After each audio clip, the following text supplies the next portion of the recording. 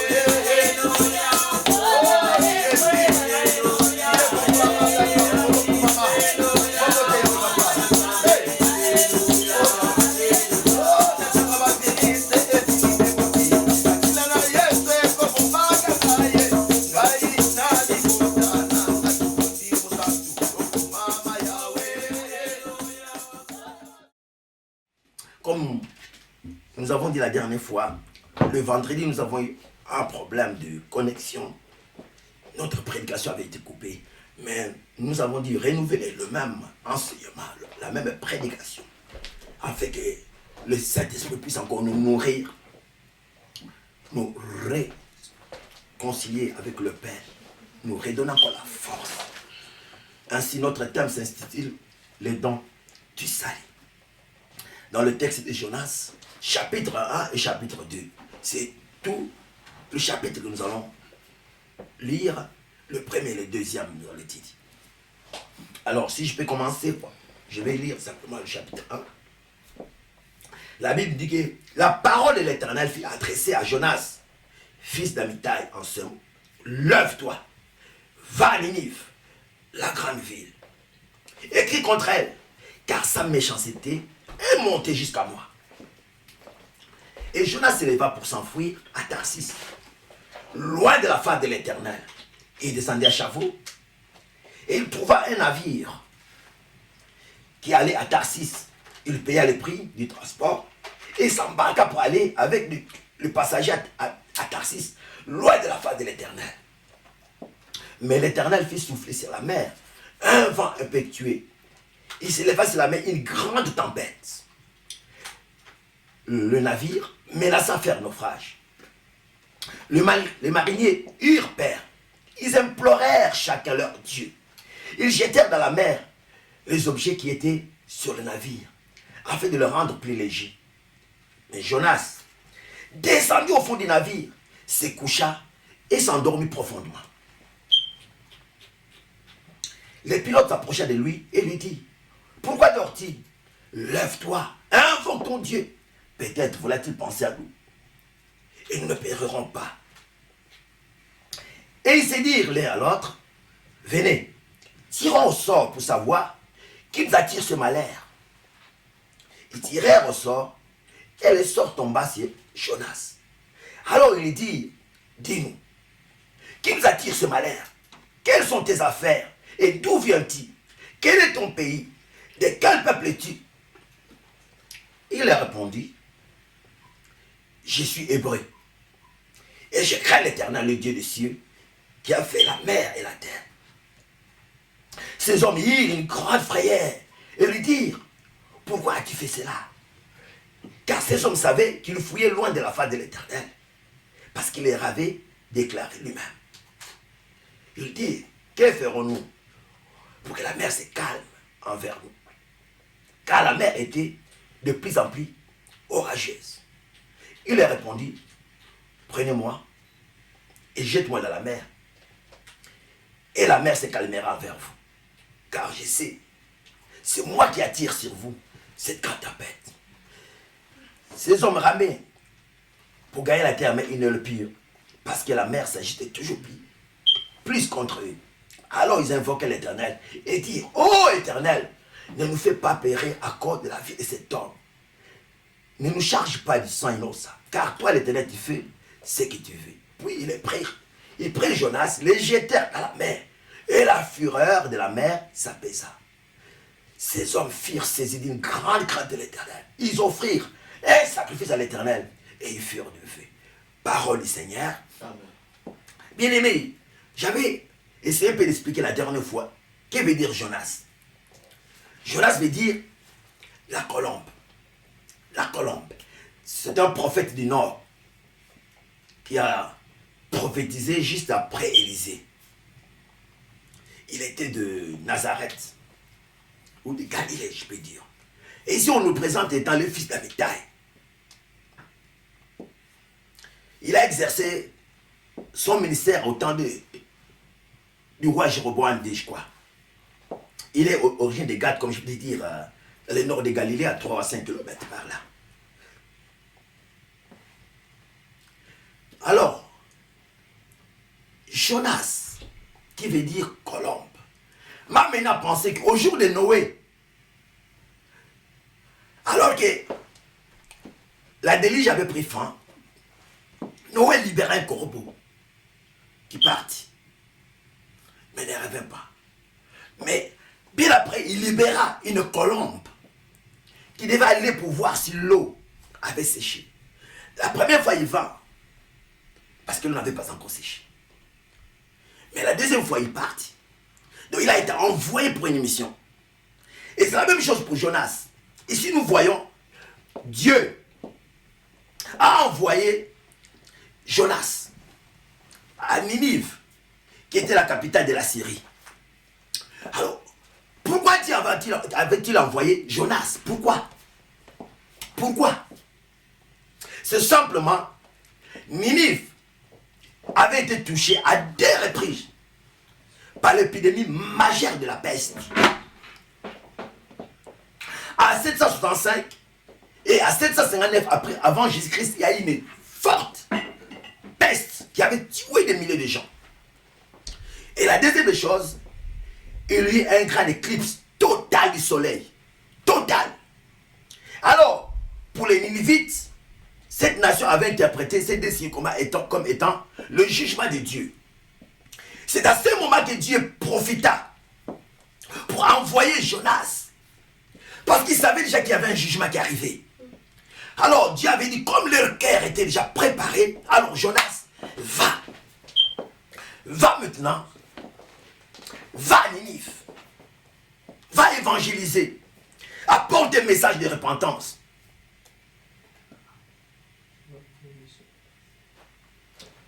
Va. Va. Or, qu'est-ce que nous voyons aujourd'hui? Dieu a voulu démontrer, premièrement, qu'il était le Dieu Tout-Puissant. Alors, le cas de Ninive revient encore aujourd'hui. Nous voyons la peste qui est partout, qui n'est autre que le coronavirus, où le monde entier est confiné, où rien ne travaille. Les hôpitaux sont remplis. Il y a des morts par-ci par-là. Le monde est désespéré. Ils n'arrivent pas à trouver une solution. Mais moi, je vous dis aujourd'hui, la solution se trouve à l'Éternel. C'est lui seul qui a la solution. Dieu veut démontrer dans tout ce monde qui croient à travers la technologie peuvent tout faire. Non, Dieu veut démontrer qu'il est un Dieu suprême, au-dessus de toute créature, parce qu'il est le créateur, au-dessus de la création. Alors, je crois que ça, c'est le moment comme Jonas. Vous savez, je venais de dire ceci, que Ninive était frappée deux fois par la peste et une fois par l'éclipse totale. Et le cœur, la nation avait compris dans ces signes comme c'était un jugement divin qui arrivait. Et ce moment où nous passons, c'est le moment où le monde comprend qu'il y a un jugement qui arrive. Le monde a besoin de quelqu'un pour évangéliser. Et c'est quelqu'un, c'est un Jonas. C'est le Jonas d'aujourd'hui, de Colombe d'aujourd'hui, qui est capable de sortir, de parler de Jésus. Prédicateurs, prédicatrices, vous tous qui êtes dans les réseaux sociaux, qui apportez le message, s'il vous plaît, ce n'est pas le moment d'apporter notre message, c'est le moment d'apporter le message d'évangéliser, de la repentance. Aujourd'hui, nous subissons un grand jugement. Vouloir ou pas, je ne sais pas comment chacun peut l'interpréter, mais moi je sais que Dieu est en train de nous avertir sur quelque chose. Et ça, c'est le moment. Peut-être qu'on aura plus une opportunité, une occasion pareille. Parce que depuis que le monde a été créé, c'est pour la première fois que le monde s'est arrêté. Comme Josué avait arrêté le soleil ici, Kaban. Qui sait, peut-être ça, c'est le moment d'opportunité qu'il est en train de préparer. J'ai essayé un peu de parcourir le livre de Jonas. Alors j'ai tiré 3 points. Ici, premièrement, le premier point que j'ai tiré, c'est la démonstration de l'étendue de la grâce de Dieu. Et puis, l'œuvre du salut à travers la prédication de la repentance. Dieu veut sauver les gens à travers le message de la repentance. Dieu veut apporter salut, un don du salut, comme est notre thème. Et la deuxième chose, j'ai regardé Israël par rapport à ces messages. Je crois qu'Israël s'était éloigné de son appel missionnaire, parce qu'il était la lumière rédemptrice du monde. C'est lui qui devait apporter la lumière autour de tous les pays qui étaient autour de lui, où il y avait le ténèbre. Israël a été le missionnaire de Dieu. Mais la première des choses, il haïssait les Assyriens. Tellement que les Assyriens avaient menacé Israël. C'est ce qui a fait même qu'à la fin, quand nous allons voir que Jonas n'a pas voulu évangéliser la ville de Ninive. Parce qu'il savait que c'était les ennemis qui venaient chaque fois les attaquer. Alors la troisième des choses, je voudrais rappeler à nous qui sommes dans cette génération que l'amour et la miséricorde de Dieu est disponible. Amen. Dieu offre encore aujourd'hui une grâce de la rédemption. Alors c'est à nous de sortir, de parler de Christ, d'évangéliser. Vous savez, ce livre est tellement important que même Jésus en a parlé. Si nous allons dans le livre de Matthieu 12, de 38 à 41, Matthieu 12, de 38 à 41, Christ va dire ceci: regarde cette génération de pécheurs. Vous cherchez un miracle, mais il n'y a pas d'autre miracle. Vous avez ici le miracle de Jonas, qui est resté 3 jours dans le ventre du poisson. C'est la même chose que le Fils de l'homme passera 3 jours dans le profondeur de l'abîme. Et il dira ceci: écoute, au jour de la fin, ces gens-là, de l'époque de Jonas, seront là. Et vous verrez. Ainsi, bien aimé, nous voyons ici l'appel de Jonas. La parole de l'Éternel s'est adressée à Jonas. En ce moment, lève-toi, va à Ninive, la grande ville, et crie contre elle, car sa méchanceté est montée jusqu'à moi. Vous savez, ça c'est la grâce. Parce qu'au temps de Noé, Dieu a envoyé un homme. C'était Noé. La Bible dit que le monde était corrompu. La méchanceté avait atteint un niveau que même Dieu ne pouvait plus supporter. Il a envoyé Noé. De même à Ninive, Dieu avait envoyé Jonas. Parce que la méchanceté était montée. Mais Dieu s'était dit non, je vais user de ma grâce. C'est aujourd'hui la même chose. La méchanceté dans le monde. Qu'est-ce que tu vois aujourd'hui? L'abomination dans le temple de Dieu. Des choses qui n'a jamais, même Dieu n'a jamais pensé que cela pourrait arriver. Où est l'amour? Si les gens font des vaccins pour aller tester aux pauvres enfants d'Afrique, mais où est cet amour alors? Non, l'humanité a déjà changé.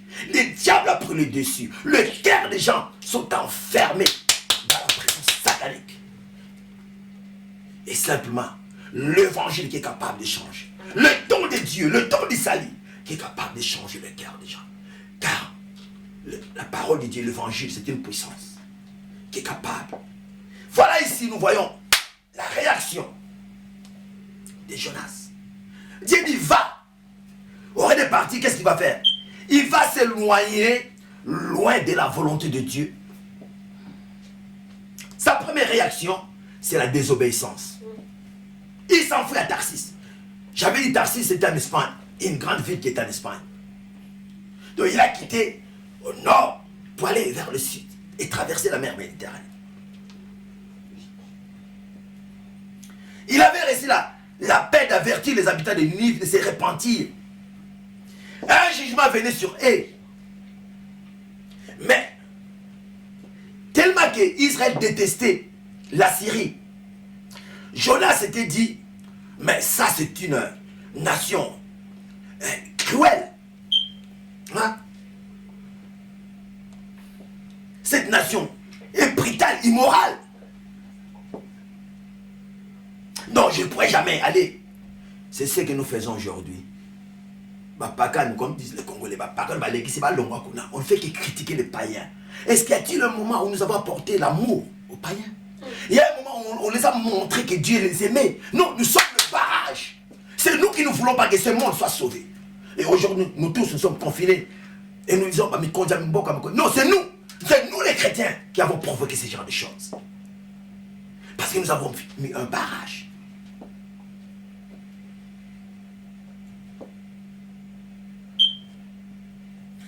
Nous ne voulons pas que Dieu ait pitié de la nation.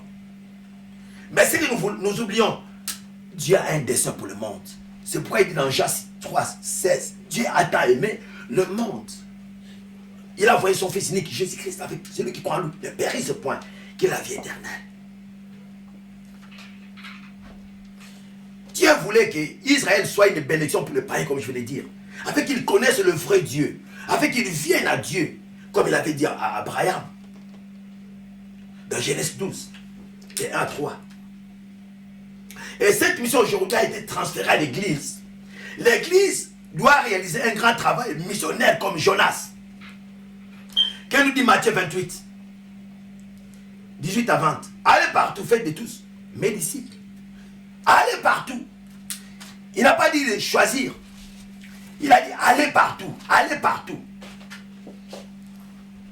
La désobéissance. Le deuxième point, il y a les jugements de Dieu qui arrivent.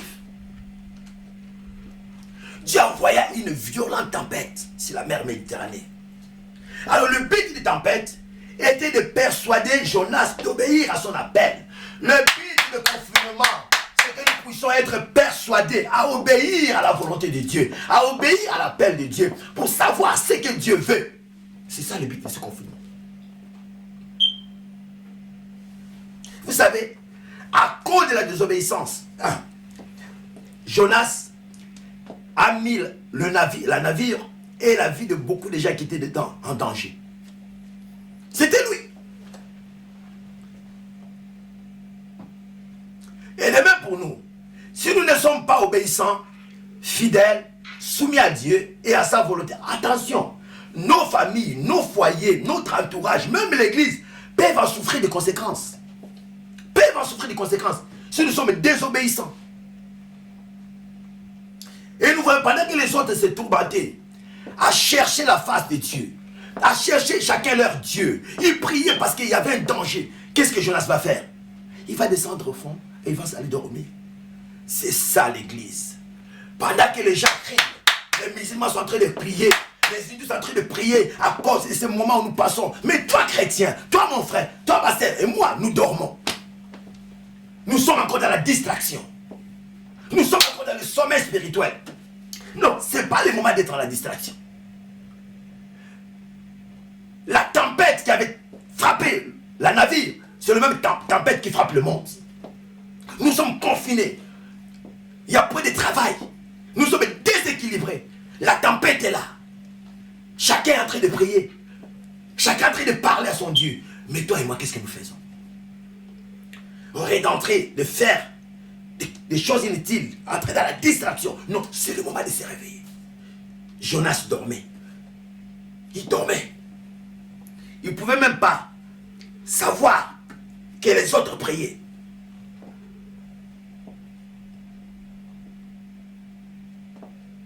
Nous avons besoin de la vie de prière et de jeûne de prière en ce moment. Avec Dieu, vous savez, nous pensons simplement que cela touche les autres. Ate bango, bisotin, ate bango, attention. Ça peut frapper à ta porte. C'est le moment de crier à l'Éternel. Israël, pendant qu'on le faisait souffrir en Égypte, il criait à l'Éternel. Il s'est lamenté. C'est le moment de se lamenter. Non pas d'être comme Jonas, d'aller au fond du bateau et s'endormir. C'est le temps de prier pour ceux qui sont front-line, le médecin, le corps médical, ceux qui sont atteints de maladies, ceux qui étaient testés positifs, ceux qui ont des soins intensifs. Ils ont besoin de nos prières. Ils ont besoin de nos prières. Ce n'est pas de la distraction. Alors, ici on nous dit qu'il fallait tirer au sort. Et le sort tombe chez qui? C'est Jonas. Jonas, qu'est-ce qu'il va faire maintenant? Jonas va accepter qu'on le jette dans la mer. Il va tout avouer. Bien aimé, ici moi je trouve que c'est un acte suicidaire. Jonas a dit je me suicide pour vous. Parce qu'il ne voulait pas que les autres meurent. Il dit jetez-moi dans la mer. Ça, il voulait se suicider. Il a accepté ce suicide. Aurait accepté le message simple que Dieu lui avait donné pour sauver la vie de Ninive. Il cherche à sauver ceux qui sont dans le bateau maintenant. Mais c'est la même chose. Pourquoi pas commencer par sauver les autres? Maintenant il dit non, non, jetez-moi, vous serez sauf. C'est moi qui porte ce malheur. Je voudrais mourir. Moi je voudrais mourir, mais vous. Et pourtant, il avait le choix au début. Bien aimé que cela n'arrive pas, que tu fasses un mauvais choix au dernier moment. Le choix c'est maintenant. Le choix c'est maintenant. C'est pourquoi la Bible nous dit dans le livre de Psaume 23, jusqu'au verset 4. Quand je traverse la vallée de l'ombre de la mort, je ne crains aucun mal. Quand les circonstances sont désespérées, difficiles, je ne crains rien. Vous savez, pendant l'état de Noé, Dieu était sur son trône. À l'époque de Sodome et Gomorrhe, Dieu était sur son trône. Quand Christ mourra à la croix, Dieu était sur son trône. Pendant ces moments de confinement, Dieu est toujours sur son trône. Il n'a jamais changé. Amen. Il est sur son trône, il regarde. Il regarde maintenant. Il regarde. Il regarde. Qu'est-ce qu'il a besoin? Nous devons chercher sa face, crier à lui pour recevoir sa miséricorde, hein, son aide et surtout sa délivrance. Vous savez, j'ai essayé un peu de voir dans le verset 4 du chapitre 2. Chapitre 2 de Jonas au verset 4. Il dit ceci: tu m'as jeté dans l'abîme, dans le cœur de la mer. Quand il parle, tu m'as jeté, c'est qu'il était conscient, c'est l'Éternel qui l'avait jeté. Parce qu'il parle à Dieu. Il dit, tu m'as jeté. Donc Jonas était conscient qu'il avait désobéi et que Dieu l'avait jeté. Je reconnais que c'est Dieu qui l'avait jeté dans la mer. Vous savez, sa plus grande douleur, sa plus grande crainte n'était pas de mourir. Non, ce n'est pas, il n'avait pas peur de mourir. Mais c'est qu'il avait peur d'être banni de la présence de Dieu. Il se disait, quand je repartirai, aura encore pitié de moi. Mais il avait oublié que Dieu a un don du salut. Il a un don du salut, même à ceux qui les rejettent. Parce qu'il avait besoin de la présence de l'Éternel. Il savait qu'il sera délivré. Il vivra. Et que Dieu avait la situation en main. Mais c'est qu'il voulait. Et la Bible nous dit ceci. Jonas invoquèrent l'Éternel. Il commence à prier. Il commence à parler. Il commence à prier. C'est là où je vais venir. Et j'aime parce que au verset 8 du chapitre 2, il va dire, quand mon âme était abattue au-dedans de moi, je me suis souvenu de l'Éternel. Et ma prière est parvenue jusqu'à toi. Amen. Et ma prière était parvenue à toi.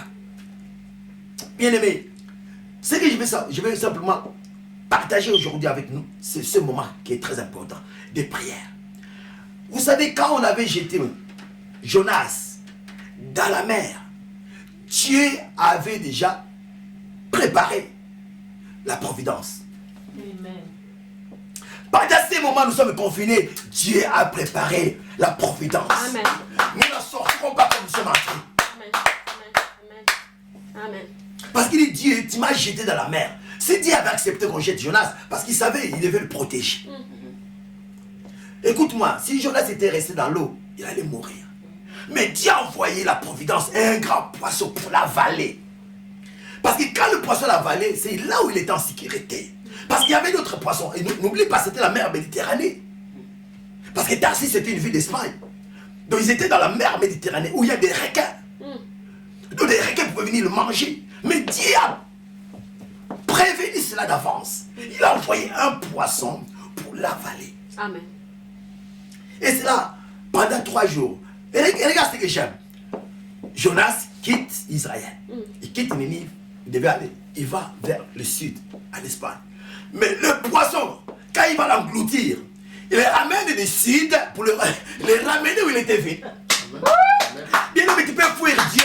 Il te prendra, tu reviendras toujours dans ta présence.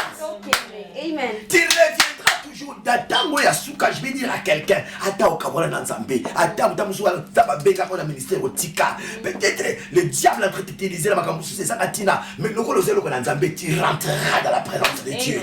Nzambé a use yo. Nzamba ko salu kama mnene. Oko sala ko salu o Nzamba pona. Amen. Le diable ne viendra jamais ôter ce qu'il Dieu a bien à toi. Amen. Amen. Nzamba ko longolo lolendo. Nzamba ko longolo maloba mabe. Nzamba ko longolo caractère mabe. Il va te purifier. Tu dois servir l'Éternel parce qu'il t'a été choisi. Le poisson va le ramener. Alors quand je parle de poisson, je parle maintenant de notre situation. Parce que Jonas a été confiné. Il a été confiné pendant 3 jours. Encore nous avons la grâce. Hein, frère Cédric, nous avons la grâce. Internet, Nintendo, télévision, téléphone. Lui, il n'avait ni téléphone, ni Nintendo, ni Facebook. Il n'avait rien du tout. Il était confiné dans le ventre. Pendant 3 jours, il était confiné. Qu'est-ce qu'il devait faire? Simplement, la Bible dit, il est prié. Paul, qui était Saoul quand il a rencontré Jésus, la Bible dit qu'il avait perdu la vie. On l'avait amené dans la ville de Damas. Dans une ville qu'on appelle la droite. On l'a laissé pendant 3 jours dans la maison. La Bible dit que Il ne pouvait rien voir. Il était là. Mais qu'est-ce qu'il faisait? Quand Dieu va appeler Ananas, dit, va chez mon serviteur Saoul. Ananas dit, non Seigneur, est-ce que vous avez entendu parler? Il dit, non, non, non. Il prie. Il prie. Qu'est-ce que nous sommes en train de faire en ce moment? Jonas priait. Jonas priait. Il avait besoin de secours.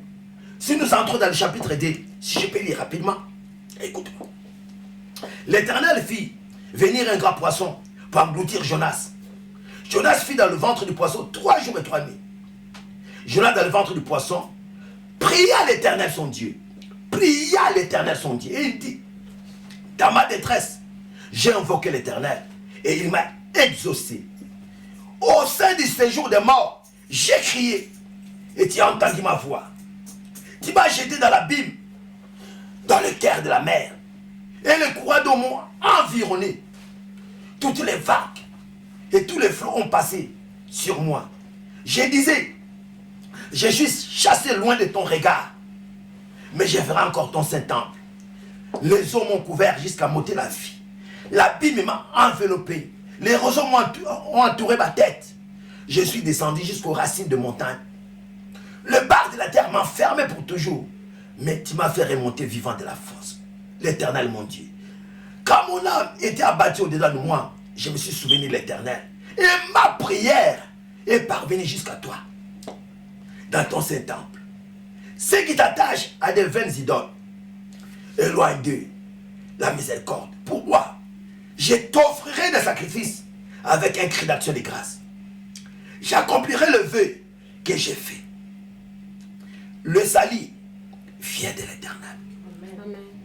Bien-aimé, il priait, il invoquait l'Éternel, il cherchait la miséricorde de Dieu. Il ne veut pas passer son temps il y a cause à la souci, à avoir des soucis, à penser qu'est-ce que je vais devenir, à être angoissé. Non! Il avait oublié la puissance de la mort, la détresse, les angoisses. Il était focalisé dans la prière. Il priait. C'est une opportunité pour nous, parce que nous sommes confinés, de chercher la face d'Éternel comme Jonas. Amen. De prier. Ne regardons pas, les informations sont en train de nous détruire. De nous oppresser, avoir peur. Regarde les informations avec l'œil d'un enfant de Dieu. Sachez que l'Éternel est au contrôle de toutes les choses. Il est au contrôle. Alors qu'est-ce que nous allons voir? Bien aimé, pendant 3 jours, Jonas est en train de prier.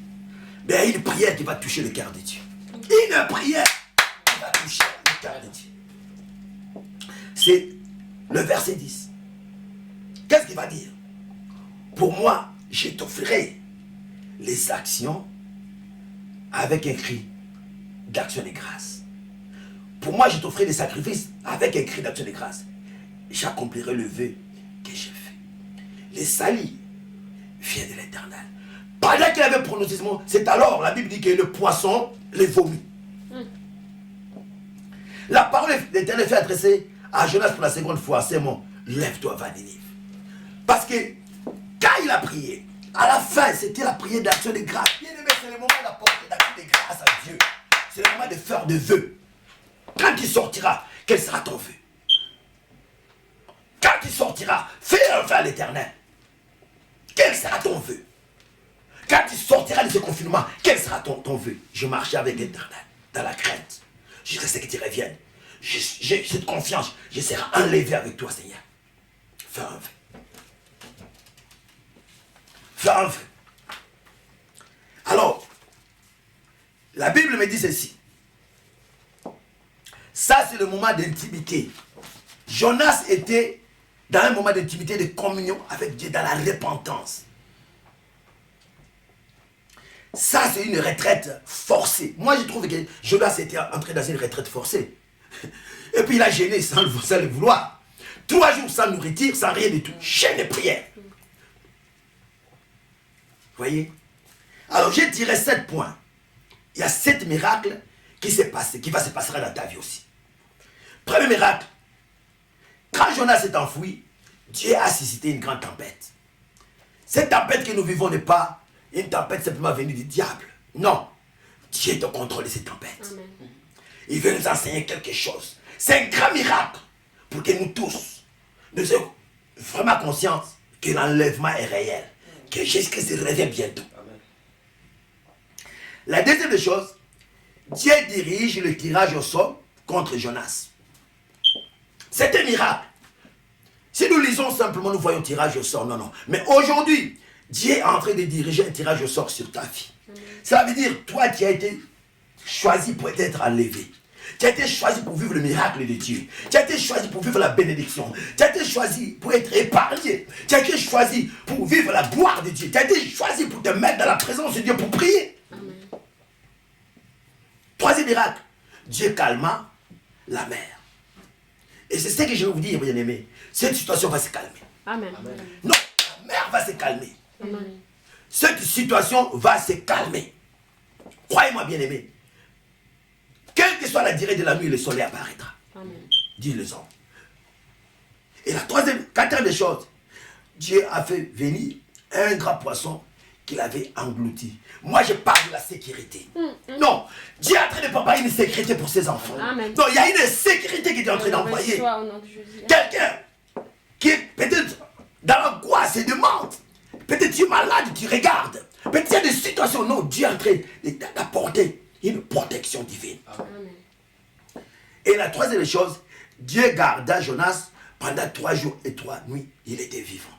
Tu sortiras de ce confinement vivant. Amen. Dieu te gardera. Il gardera ton départ, ton activité, tes enfants, ton travail, ta famille. Il te gardera. Tu sortiras vivant. Amen. Amen. Et la sixième chose, Dieu oblige aux poissons de transporter Jonas jusqu'à l'autre côté des rives. Écoute, Dieu est en train maintenant de préparer le bateau, le poisson, qui n'est autre l'enlèvement. Dieu veut t'amener jusque de l'autre rive.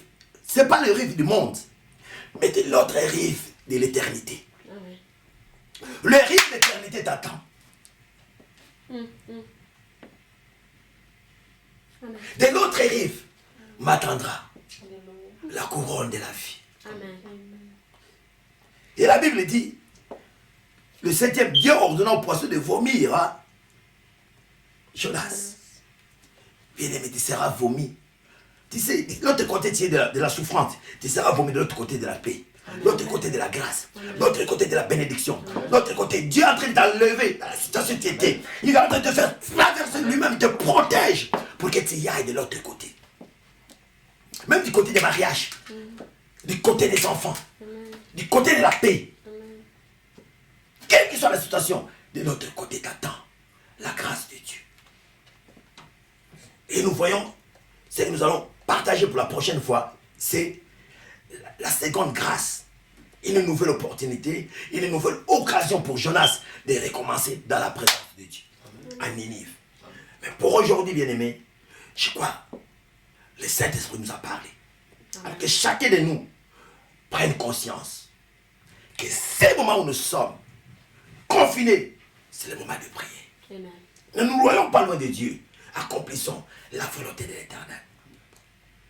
Et le poisson te vomira. Il te vomira de l'autre côté du confinement. Ma question maintenant avant de finir, et je termine. Quelle sera ton attitude après le confinement? Tu vas encore reprendre les mêmes choses qui étaient avant? Les mêmes erreurs? Les mêmes dégâts? Les mêmes péchés? Non. Jonas avait compris que c'était une leçon que Dieu lui avait fait. Comprenons nous aussi que ce moment, c'est un moment où Dieu est en train de nous enseigner quelque chose. Alors tirons une leçon. Que l'Éternel nous bénisse.